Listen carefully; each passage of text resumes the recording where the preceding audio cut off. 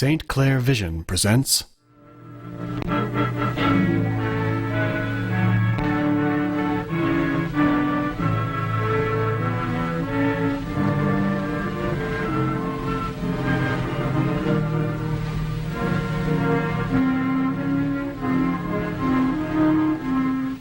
With its breakers rolling toward the California shore, the mighty Pacific Ocean helps man check a wildfire. How all this happened is a story. The story of a watershed fire which took place near the city of Santa Barbara. To the northwest are the foothills of the Santa Ynez Mountain Divide, whose brush-covered canyons unfold like a blanket of green. Now, fly through historic San Marcos Pass in Los Padres, and you are in the heart of the Santa Ynez watershed. This watershed feeds the great Cachuma Reservoir, and through irrigation, supplies water for the heavily farmed coastal terrace and canyon floor. The region produces truck crops, grain and pasture, nuts, lemons, and avocados. Farmers and ranchers depend on a constant supply of life-giving water from these mountains. Los Padres National Forest lands make up 70% of the Santa Ynez drainage. The natural growth of sage and chaparral has little commercial value, but grass and the roots of scrubby brush help the land store the precious winter water. Every year, thousands of summer residents, campers, and picnickers move into the cool green hills. Water keeps their paradise alive. Water held in the hills by nature's green blanket. Burn this blanket, and you can wreck the watershed. Many service agencies, including the local fire departments, help the Forest Service protect these watersheds. Closer to the hills, at Forest Service headquarters, fire control crews are constantly trained. During the fire season, both national forest and private land are patrolled by forest rangers. Late one summer, in one of the worst extended periods of fire danger in years, the rangers closed the forest. Still, they had a fight. At a ranch in the foothills, a generator house caught fire.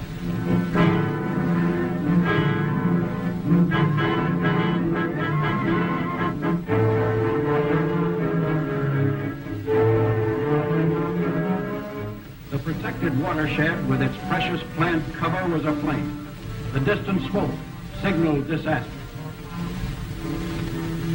Additional firefighters were rushed to Refugio Pass, where the fire had started.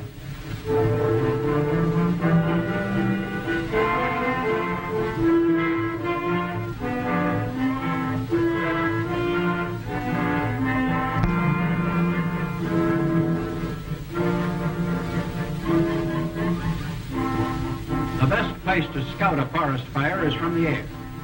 A helicopter gave the fire boss a movable platform, a vantage point from which he could direct the attack. Smoke from the blaze billowed for miles, and there it was, licking the ridge. Ironically, they named the fire Refugio, which in Spanish means refuge. It looked like a big one. The fire had picked a bad time to happen. With more than 50 other fires going in California, federal and state forestry officials were being hard-pressed. A manpower crisis and equipment shortage were shaping up. On the fire line, the first crews never dreamed it would take 2,500 people 9 days of continuous work to control the fire. A terrible price to pay for man's carelessness. But they did see that the fire's early rate of spread defied control efforts.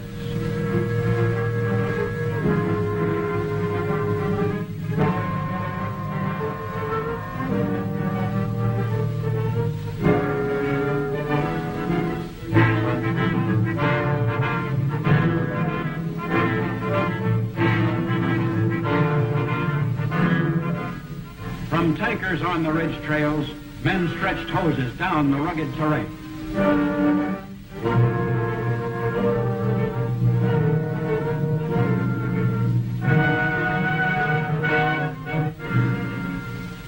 Additional bulldozers supplied by the Navy in surrounding counties were brought in to help the Forest Service cut fire lines.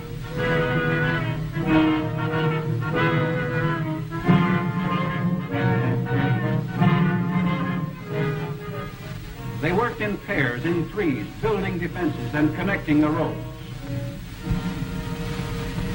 One vital fire line was cut by 8 bulldozers working side by side. Only by removing the fuel from the advancing fire could the hungry monster be stopped.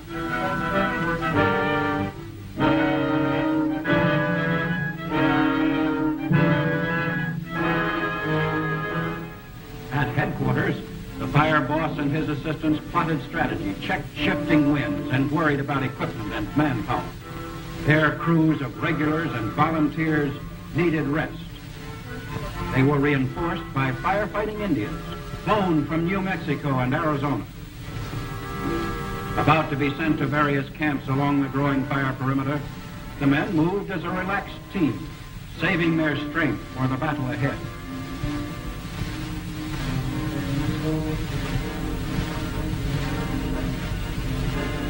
In steep, rugged country, it takes trained men to fight wildfire.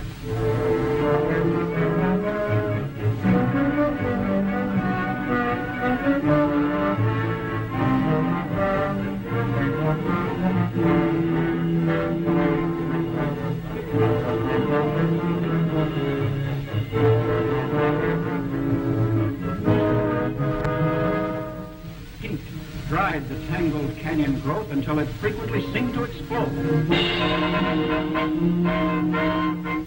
Whipped by 30-mile-an-hour winds, the fire jumped 3/4 of a mile and started spot fires. Not all of them were caught. Rising hot drafts made the fire burn up the slopes, consuming everything in its path. The watershed became a red hell, a hell that roared and destroyed nature's protecting cover.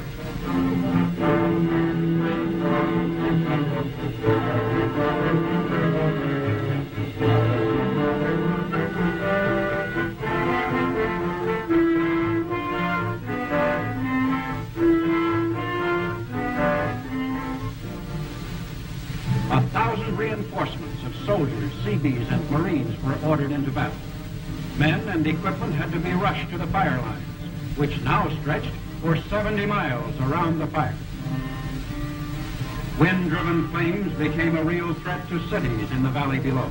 Running a mile an hour, the fire blew out of control.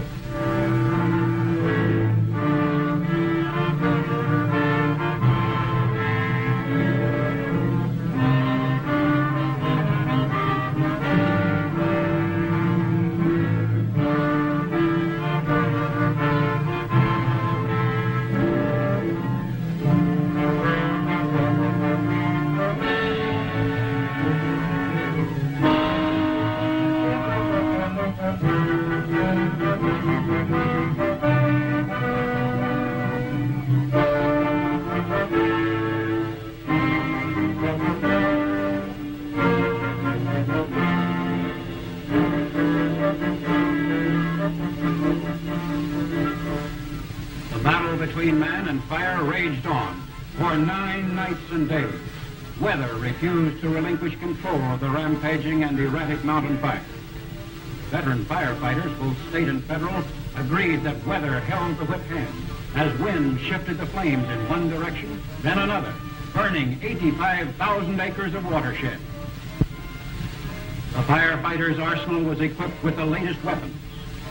Nevertheless, the fiery necklace embraced the hills. When the blaze jumped the roads along the south coastal slope, traffic had to be stopped by the highway patrol and the county sheriff's office.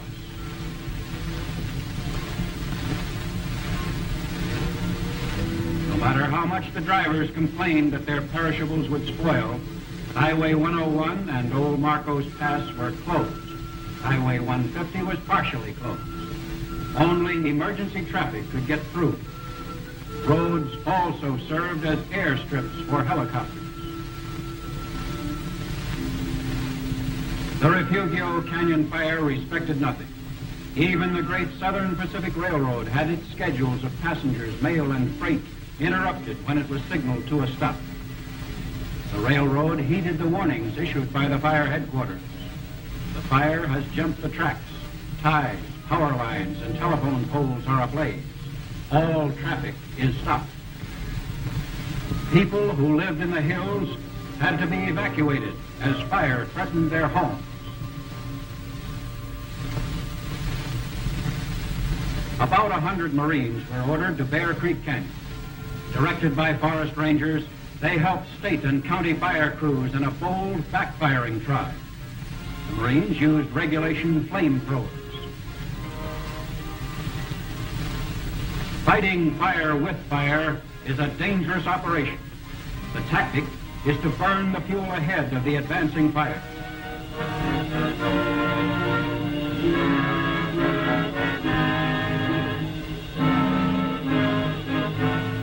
Selecting the time when wind and weather were most suitable was a job for experts, for men with knowledge born of long years of research and experience. A desperate touch-and-run job, but a sure way to stop the fire from spreading if it worked.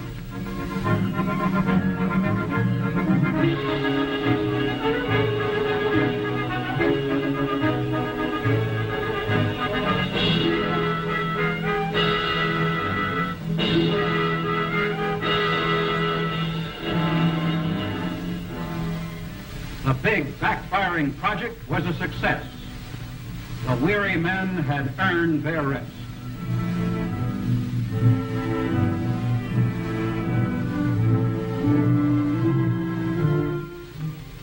To supply, service, and feed the army of 2,500 firefighters, 3 camps were set up. Men and equipment were mobilized from a 100-mile area to take part in the fight. Firemen came all the way from Los Angeles. Even before the fire was out, water and land management experts met with local authorities at the federal building to plan emergency measures to reduce erosion and flood damage hazards. They surveyed fire damage from the ground and from the air. By helicopter, they set out to figure which creeks might flood now that the slopes were burned bare, which areas had to be reseeded for temporary cover to help check and hold the flow of heavy rains, which stream channels had to be cleared.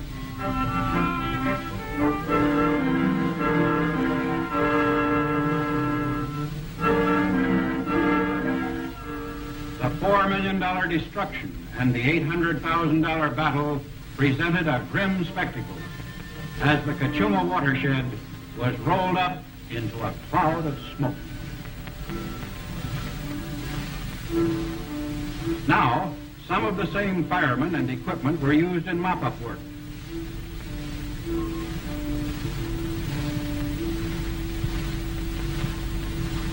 At long last, the fire was surrounded. Some fire lanes held, some roads held, some didn't. From Santa Barbara to the north was a near solid mass of charred, blackened brush. Some properties were saved. Heavy bulldozing kept the wildfire from this residence.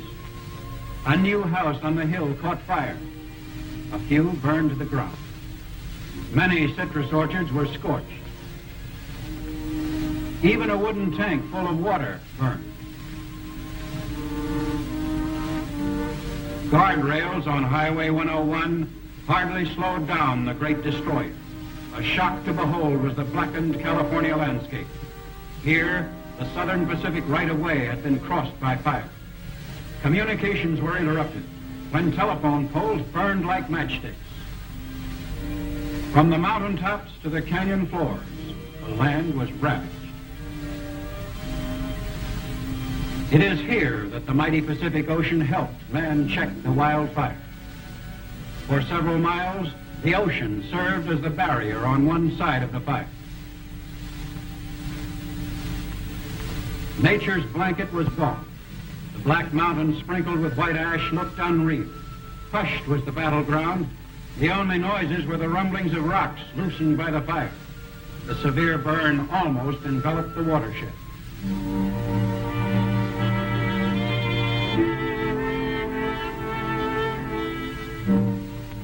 Before the fire, an acute water shortage already existed in the south coastal area.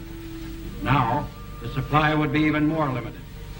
Because the fire burned all the way to the water's edge, ashes and silt would collect in the reservoir, cutting down its capacity. Under the onslaught of rain, stark and naked peaks would soon shed their thin skins of soil, unless covered by another green blanket.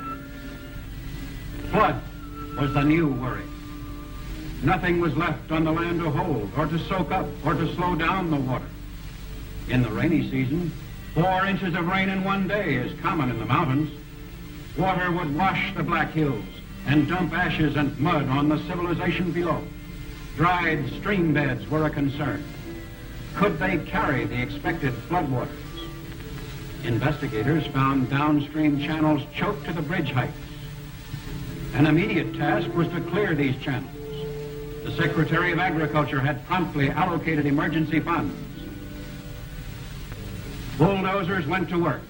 U.S. Department of Agriculture agencies, cooperating with the local Soil Conservation District and the county, tackled the big job.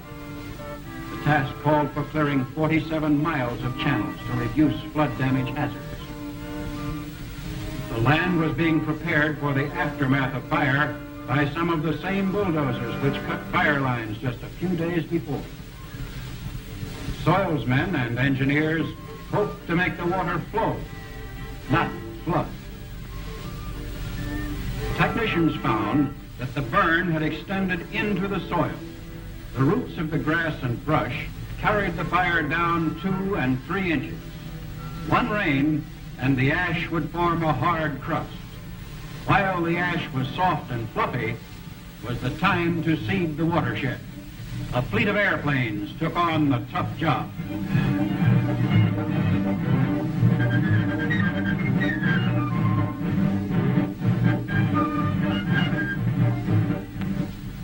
In neat strips, each plane flying a predetermined flight plan dropped its cargo of seeds and hope. Constant communications between flagmen and the director at the airport was maintained to assure complete coverage.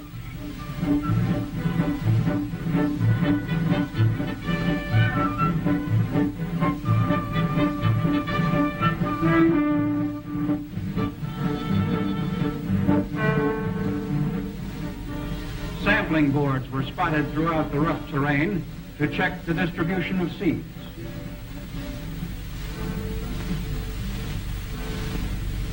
Flagmen reported directly to the pilots with flag signals for each successive run.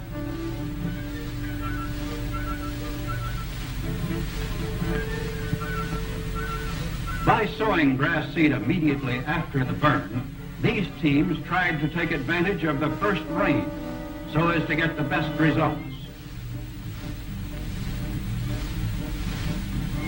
When the weather was good, they seeded as long as there was light.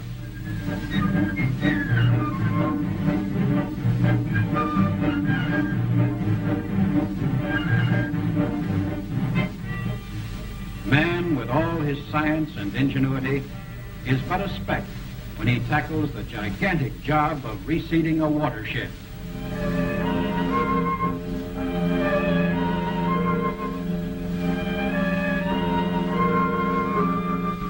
Within 21 days after authorization, more than 65,000 acres of national forest and privately owned watershed lands were sown with grass seed. The weather held, growing conditions were right. With man's help, a temporary blanket of green returned to the land. And so, a miracle. The miracle of new plant cover. Given this protection, the old growth may eventually return and bind the soil together again.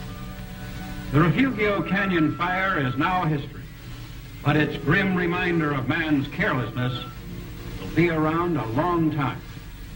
It takes years to grow a brush cover as effective as the one that wildfire destroyed. On steep slopes in Southern California, grass is only an emergency stopgap.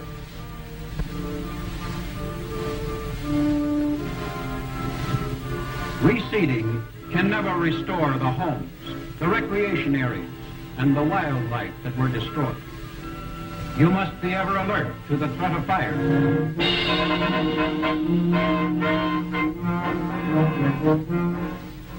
Here, scorched earth was the price of human carelessness. Your help and support are needed in fire prevention, fire detection, and fire control if the watersheds are to help you. When you safeguard Earth's green blanket, you protect yourself and your land forever.